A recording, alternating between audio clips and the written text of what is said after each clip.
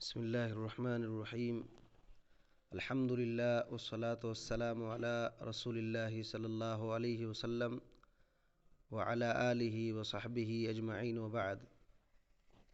اللہ کے فضل و کرم سے ہم لوگ فجر کے بعد تفسیر سن رہے ہیں اور سورۃ البقرہ کی آیت نمبر 106 اور 7 ہم لوگ سن چکے تھے۔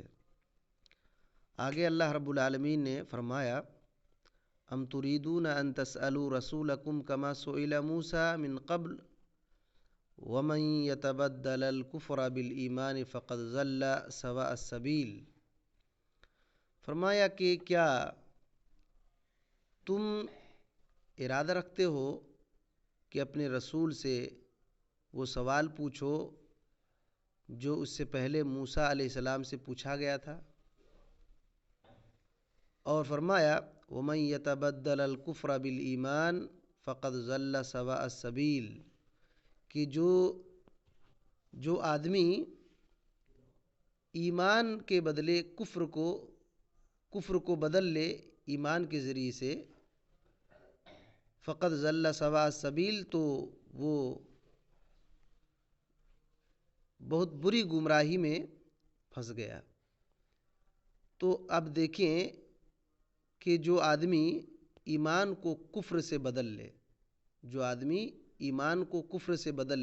پہلے ایمان رکھا ہے پھر کفر کو خرید لے اور کفر کو قبول کر لے، اللہ رب العالمین نے فرمایا کہ وہ سیدھی راستے سے بھٹک گیا ہے اور بھٹک جاتا ہے۔ تو اب یہاں غور کریں اس آیت کریمہ میں کہ اللہ رب العالمین نے مسلمانوں کو خصوصی طور پر یہ کہا کہ جس طریقے سے بنو اسرائیل یہود حضرت موسیٰ علیہ السلام سے سوال کر رہے تھے، اس طریقے سے الٹی سیدھی باتیں رسول سے تم لوگ سوال نہ کرو۔ اور پھر دیکھیے کہ کچھ ایسے سوال ہوتے ہیں کہ انسان گمراہ ہو سکتا ہے، اسی وجہ سے یہ کہا کہ کیا تم ارادہ رکھتے ہو کہ تم اپنے رسول سے وہ سوال کرو جو موسیٰ علیہ السلام سے سوال کیا گیا تھا۔ جو آدمی کفر سے ایمان کو بدل لے وہ سیدھی راستے سے بھٹک جاتا ہے۔ تو سوال ایسے بھی ہو سکتے ہیں کہ انسان کا ایمان خطرے میں پڑ جائے گا، اسی وجہ سے الٹے سیدھے سوال نہیں کرنے چاہیے، خصوصی طور پر ایسے سوال جو اللہ رب العالمین کے بارے میں ہو، اللہ کے صفات کے بارے میں ہو، اور اسی طریقے سے ایسے سوالات جو ابھی پیدا ہی نہیں ہوئے ہیں، جو مسئلے ابھی ہوئے ہی نہیں ہیں، اس کے بارے میں سوال کرنا یہ بھی غلط ہے۔ تو صحابہ کرام کو منع کیا گیا کہ یہودیوں کی طرح سرکشی کے لیے سوالات نہ کرو۔ یہود اور نصارہ سرکشی کے لیے سوال کرتے تھے۔ اللہ رب العالمین نے سورہ نساء میں 150 پر 3ویں آیت میں کہا یسألک اہل الکتاب ان تنزل علیہم کتابا من السماء فقد سألوا موسیٰ اکبر من ذلک فقالوا ارنا اللہ جہرا۔ اللہ تعالیٰ نے کہا کہ اے پیغمبر محمد صلی اللہ علیہ وسلم، اہل کتاب آپ سے یہ کہتے ہیں کہ ہم پر آپ ایک کتاب آسمان سے نازل کر دیجئے، آسمان سے ایک کتاب نازل کر دیجئے۔ موسیٰ علیہ السلام سے اس سے بڑا سوال یہ لوگ کیے تھے۔ کیا سوال کیے تھے؟ کہنے لگے تھے کہ ارنا اللہ جہرتن، ہم کو کھلم کھلا اللہ دکھا دو، کھلم کھلا اللہ تعالیٰ کو دکھا دو۔ تو پھر کیا ہوا؟ فَأَخَذَتْهُمُ الصَّاعِقَةُ بِظُلْمِهِمْ، تو ان کے ظلم کی وجہ سے بجلی نے آ پکڑا، وہ لوگ بے ہوش ہو گئے تھے نا سب۔ تو اب دیکھیں کہ ایسے الٹے سیدھے سوالات آج کل بہت سارے لوگ کرتے ہیں، اور ایسے تعجب ہوتا ہے کہ جن سے سوال کیا جا رہا ہے وہ خوش ہوتا ہے اور کہتا ہے کہ بہت اچھا سوال کیے، بہت اچھا سوال کیے۔ حالانکہ ڈرنا چاہیے ایسے سوالات سے۔ سورہ مائدہ میں 5ویں سورہ ہے، آیت نمبر 101 اور 2 میں اللہ تعالیٰ نے کہا یا ایھا الذین آمنوا لا تسألوا عن اشیاء ان تبد لکم تسؤکم، اے ایمان والو تم ایسی چیزوں کے بارے میں سوال نہ کرو کہ اگر تمہارے لیے ظاہر کر دی جائے تو تم کو برا لگے گا، تمہارے لیے ظاہر کر دیا جائے اس سوال کو تو تم کو برا لگے گا۔ تو خاص کر کے جب وحی نازل ہوتی تھی تو خصوصی طور پر وحی کے زمانے میں ایسے الٹے سیدھے سوال کرنے سے منع کیا گیا تھا، کیونکہ ایسا بھی ہو سکتا تھا کہ اگر کچھ آدمی کچھ سوال کر دے تو اللہ رب العالمین اسی سوال کی وجہ سے کوئی چیز فرض کر دے یا کوئی چیز اور ذمہ داری دے دے۔ مثال کے طور پر صحیح مسلم کے اندر حضرت ابو ہریرہ رضی اللہ تعالیٰ عنہ سے ایک حدیث ہے، فرماتے ہیں خطبنا رسول اللہ صلی اللہ علیہ وسلم فقال ایھا الناس قد فرض اللہ علیکم الحج۔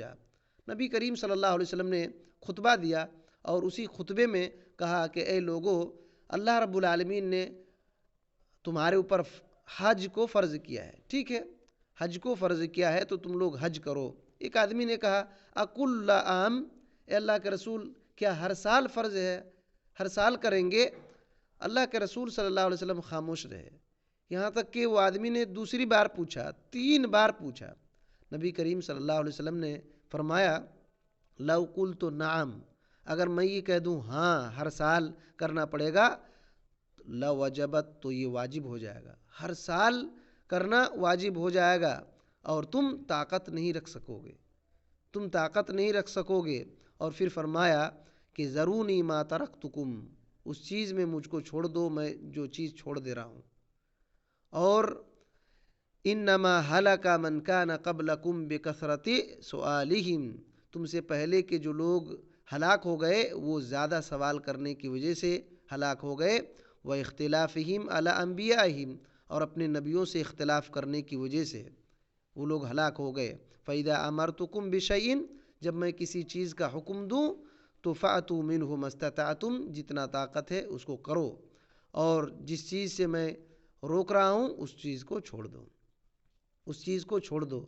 تو اسی وجہ سے دیکھیے الٹے سیدھے سوالات نہیں کرنی چاہیے۔ نبی کریم صلی اللہ علیہ وسلم کی ایک حدیث ہے بخاری کے اندر، آپ صلی اللہ علیہ وسلم نے فرمایا ان اعظم المسلمین جرما من سأل عن شیء لم یحرم فحرم من اجل مسألته، کہ مسلمان آدمی مسلمان ہونے کے باوجود بھی وہ سب سے بڑا مجرم وہ مسلمان ہے جس نے کسی ایسی چیز کے بارے میں سوال کیا جو چیز کیا تھی، حرام نہیں تھی، لیکن اس کے سوال کرنے کی وجہ سے وہ چیز حرام ہو گئی، وہ چیز اس کے سوال کرنے کی وجہ سے حرام ہو گئی۔ یہ وحی کے زمانے میں خصوصی طور پر ہے، جب نبی کریم صلی اللہ علیہ وسلم پر وحی نازل ہوتی تھی۔ ابھی تو وحی کا سلسلہ ختم ہو چکا ہے، پھر بھی بہت احتیاط سے سوال کرنا چاہیے، بہت احتیاط سے سوال کرنا چاہیے۔ حضرت انس بن مالک رضی اللہ تعالیٰ عنہ سے ایک روایت ہے مسلم کے اندر، کہتے ہیں کہ نہینا ان نسأل رسول اللہ صلی اللہ علیہ وسلم، ہم کو منع کر دیا گیا رسول اللہ صلی اللہ علیہ وسلم سے سوال کرنے کے بارے میں، کچھ خاص چیزوں کے بارے میں منع کر دیا گیا تھا۔ تو کہتے ہیں کہ ہم لوگ چاہتے تھے، ہم لوگ یہ خواہش کرتے تھے کہ کوئی دیہات سے عقل مند آئے اور سوال کریں اور ہم لوگ چپ چاپ سنیں۔ دیکھیے چپ چاپ سنیں۔ ابھی تو آپ غور کریں کہ ایک آدمی کوئی ایسے بھی ہوتا ہے کہ جس کے پاس شرعی علم نہیں ہے، ٹی وی چینلوں میں بیٹھ کر کے کہتا ہے کہ سوال کرو، اور ایسے عجیب عجیب سوالات کرتے ہیں، اور پھر سوالوں کے بوچھار۔ صحابہ کرام کیا کہتے تھے؟ سمجھتے ہیں کہ کوئی دور سے کھیڑا گاؤں سے آ کر کے سوال کرے اور ہم لوگ سنیں گے۔ حضرت برا بن عازب رضی اللہ تعالیٰ عنہ، ابن کثیر کے اندر یہ روایت ہے، برا بن عازب رضی اللہ تعالیٰ عنہ کیا کہتے ہیں کہ سال گزر جاتا تھا، میں سمجھتا تھا کہ رسول صلی اللہ علیہ وسلم سے کچھ سوال کروں، لیکن سال گزر جاتا تھا، سال گزر جاتا تھا ہیبت کی وجہ سے۔ اور یہ تمنا ہماری ہوتی تھی کہ کوئی اعراب یعنی دیہاتی آئے اور سوال کرے، اور ان سوال کے جواب ہم رسول اللہ صلی اللہ علیہ وسلم سے یہ سنیں، یہ ہماری خواہش ہوتی تھی۔ اب اتنا ہیبت تھی کہ سوالات الٹے سیدھے نہیں ہونے چاہیے۔ آج کل کیا کہتا ہے کہ اللہ تعالیٰ مرد اور عورت ایک ہی بار ایک ہی آدمی کے اندر پیدا کر سکتا ہے، کیا اللہ رب العالمین اتنا بڑا پتھر پیدا کر سکتا ہے جس کو خود ہی اٹھا نہ سکے؟ ایسے سوال کرتے ہیں۔ یہ سوال ہی اتنے خطرناک ہیں کہ زبان سے نہیں لانا چاہیے۔ نبی کریم صلی اللہ علیہ وسلم کی وہ حدیث آپ لوگوں نے بارہا سنا ہے کہ وہ کیا کہتے تھے کہ اللہ کے رسول، ہمارے دل میں ایسے ایسے خیالات آتے ہیں کہ اگر ہم زبان سے نکالیں اس سے بہتر یہ سمجھتے ہیں کہ ہم جل کر کے کوئلہ بن جائیں، جل کر کے کوئلہ بن جائیں، ہم زبان سے اس کو نکال نہیں سکتے ہیں اور نکالنا نہیں چاہتے ہیں۔ تو اللہ کے نبی صلی اللہ علیہ وسلم کہتے تھے کہ اللہ رب العالمین کی تعریف ہے جس نے وسوسہ تک رکھا اس چیز کو۔ تو ایسے سوال ہرگز نہیں کرنے چاہیے جس سے ایمان کو خطرہ ہو سکتا ہے، ایمان کو خطرہ ہو سکتا ہے۔ اور سوالات کے بھی حد ہوتے ہیں، سوالات کے بھی حد ہو سکتے ہیں، خصوصی طور پر اللہ رب العالمین کی صفات کے تعلق سے۔ مثال کے طور پر اللہ رب العالمین عرش پر مستوی ہے، اس پر ایمان رکھنا ہے۔ لیکن کوئی یہ پوچھے کہ اللہ رب العالمین عرش پر کیسے مستوی ہے؟ امام مالک رحمۃ اللہ علیہ کو یہی سوال کیا تھا ایک آدمی نے، تو کہا کہ اس کو باہر نکالو، اس کو باہر نکالو۔ پسینہ پسینہ ہو گئے، سر جھکا لیے اور کہے کہ اس کو باہر نکالو، اور فرمائے کہ الاستوا معلوم، کہ استوا معلوم ہے کہ اللہ رب العالمین عرش پر مستوی ہے، معلوم ہے، والکیفیت مجہول، کیسے ہے یہ معلوم نہیں ہے، کیسے ہے یہ معلوم نہیں ہے۔ والایمان واجب، اور ایمان اس پر واجب ہے۔ والسوال عنہ بدعہ، اور اس کے بارے میں سوال کرنا بدعت ہے۔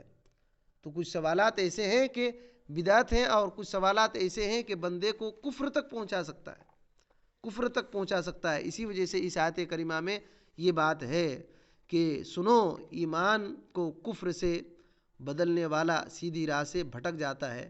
سوالات کے بارے میں کہنے کے بعد اللہ تعالیٰ نے ایسا کہا۔ اسی وجہ سے آج کل بہت سارے لوگ الٹے سیدھے سوالات کر کے جب علماء جواب نہیں دیتے ہیں تو کیا سمجھتے ہیں کہ عالم بھی جواب نہیں دے سکتے ہیں بھائی۔ لیکن عالم کو الحمدللہ معلوم ہے کہ کس سوال کا جواب دینا چاہیے اور کس کا نہیں۔ اسی وجہ سے آدمی کو بڑا احتیاط کرنا چاہیے، خصوصی طور پر عقیدے وغیرہ میں۔ اللہ رب العالمین سے دعا ہے کہ اللہ تعالی ہمیں ان سب باتوں کو صحیح طور پر سمجھنے کی توفیق دے، اور ہر قسم کے خرافات سے اور بدعات سے اللہ تعالی ہمیں محفوظ فرما۔ آمین۔ السلام علیکم ورحمۃ اللہ وبرکاتہ۔